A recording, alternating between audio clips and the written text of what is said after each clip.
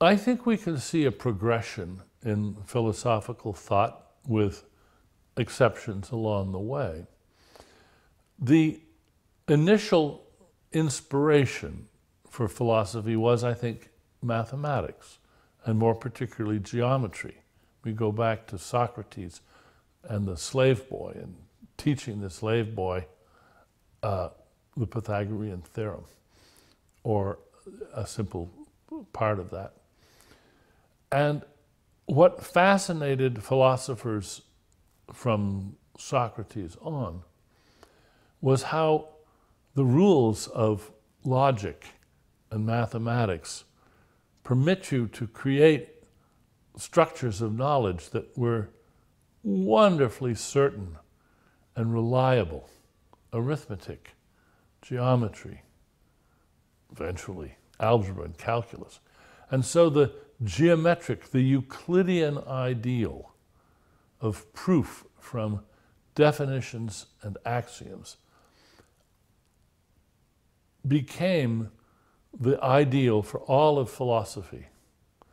And into the 17th century, we had in the work of Descartes and Leibniz and Spinoza, the great rationalists, we see them still very much in love with this ideal.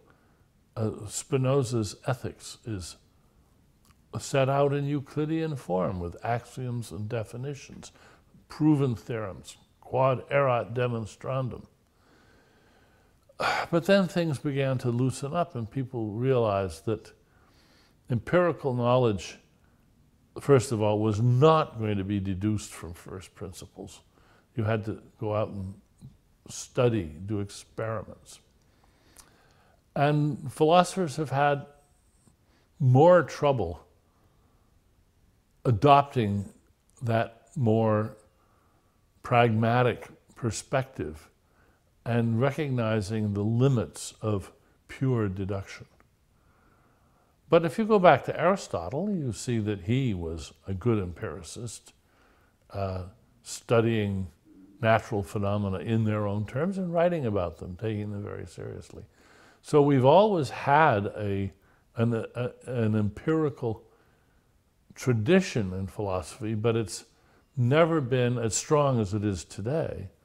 And I think that we're making much better use of the available tools today than in the past.